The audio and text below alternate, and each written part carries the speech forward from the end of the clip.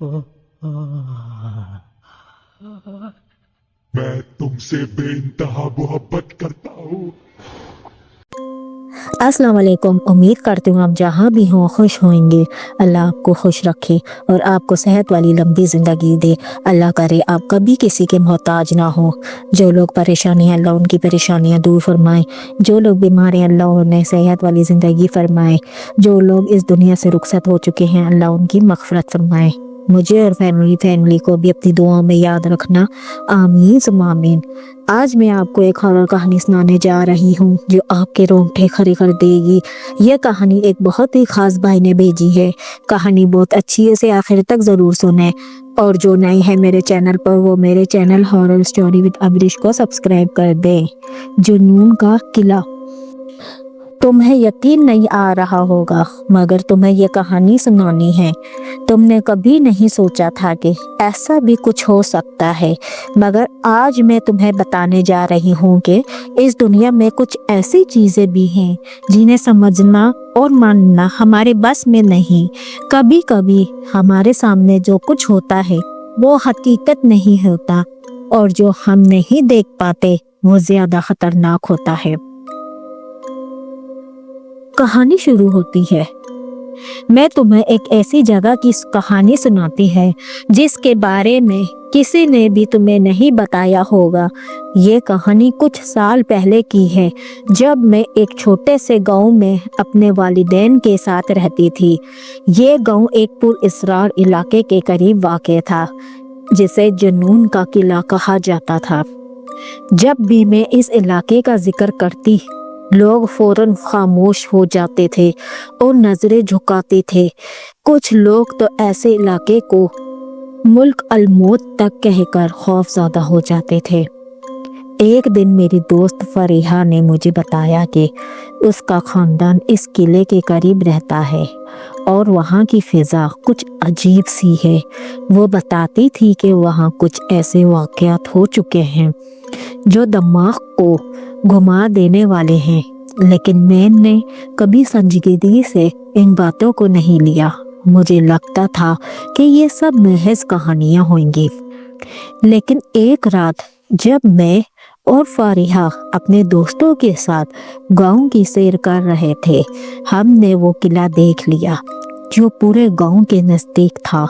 किला एक पुरअसरार सी बुलंद पहाड़ी पर वाक़ था जिसका रास्ता सख्त और घाटियों से भरा हुआ था और ये वो मकान था जहां अक्सर लोग गायब हो जाते थे।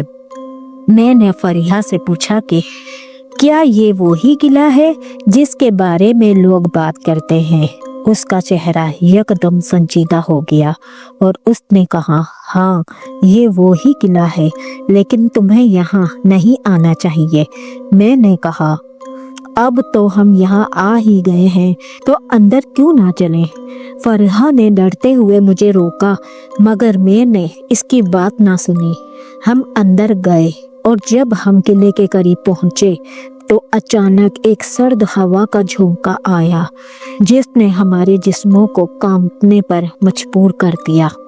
यह वो लम्हा था जब मैंने महसूस किया कि कुछ अजीब हो रहा है।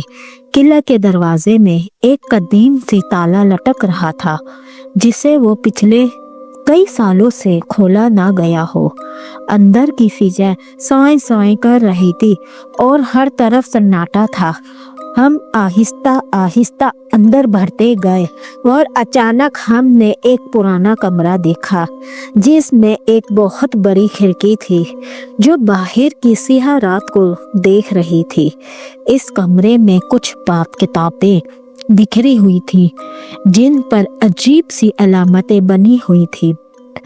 फरीहा ने कहा, ये वो किताबें हैं जो जुनून के बारे में हैं।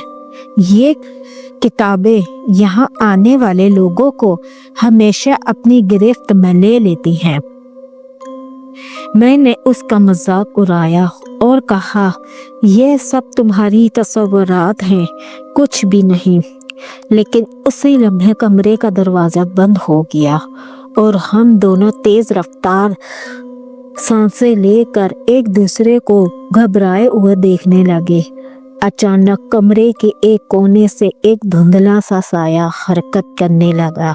वो साया आहिस्ता आहिस्ता हमारी तरफ बढ़ रहा था और हम दोनों खौफ के मारे हिलने भी नहीं पा रहे थे। हमने बाहर निकलने की कोशिश की मगर दरवाज़ा मुकम्मल तौर पर बंद हो चुका था। उसके बाद एक आवाज़ सुनाई दी जैसे कोई हमसे बात करने की कोशिश कर रहा हो, मगर हम कुछ ना समझ सके। फिर अचानक इस साए की शक्ल वाज़ेह हुई और वो एक बहुत ही खौफनाक जिन की शक्ल इख्तियार कर चुका था। जिन का चेहरा खून से तर था और इसकी आंखों से खून की लकीरें दे रही थी। जिन ने हमें घूर कर कहा, तुम यहाँ क्यों आए हो? तुम्हारी सज़ा अभी बाकी है। उसकी आवाज़ ऐसी थी कि हमारे जिस्मों से लर्ज़ा आ गया। हम दोनों ने कहा, हमें जाने दो, हम कुछ नहीं जानते। जिन की हंसी सुनकर हमारे जिस्मों में एक खौफ का एहसास उठा और वो आहिस्ता आहिस्ता हमें घेरने लगा। फिर उस जिन ने हमें बताया कि वो इस किले में बंद है और उसका किला तोड़ना बहुत मुश्किल है। उसने अपनी कहानी सुनाते हुए कहा कि उसे बहुत अरसे पहले इस किले में कैद किया गया था और उसका जिस्म अब इस जगह का हिस्सा बन चुका था। हमें उसकी बातों से ऐसा लगा जैसे हम इसके जाल में फंस गए हैं। हमने जिन से मदद की दरख्वास्त की मगर वो हंसते हुए बोला, ये तुम्हारी तकदीर है और तुम इससे बदल नहीं सकते। हम दोनों घबराए हुए दरवाजे की तरफ दौड़ पड़े मगर दरवाज़ा फिर भी नहीं खुला। हमने आखिरकार दरवाजे के सामने आकर हाथों से बिखेरना शुरू किया और अचानक दरवाज़ा खुल गया। हम बाहर दौड़ गए और फिर उस जिन की आवाज़ सुनाई दी जो हमें धकेल कर वापस किले में खींच रहा था। हम दोनों हाँफते हुए बाहर निकले और जब गांव पहुंचे तो फरीहा का चेहरा पीला पड़ चुका था। उसने कहा, अब हम कभी वापस इस किले में नहीं जाएंगे क्योंकि वहाँ कुछ ऐसा है जो हमें ज़िंदगी भर याद रहेगा। ये कहानी तुम्हें सुनाने का मकसद सिर्फ इतना है कि कभी कभी ऐसी जगहों पर जाने से बेहतर है जहाँ तुम्हें कुछ नज़र ना आए, क्योंकि जिन्नों का किला सिर्फ एक कमरा नहीं बल्कि एक ऐसा जाल है जिसमें कभी किसी को फंसने नहीं देना चाहिए। इस दुनिया में कुछ जगहें ऐसी हैं जहाँ का दरवाज़ा खोलने से तुम्हारे लिए कभी वापस लौटना मुमकिन नहीं होता।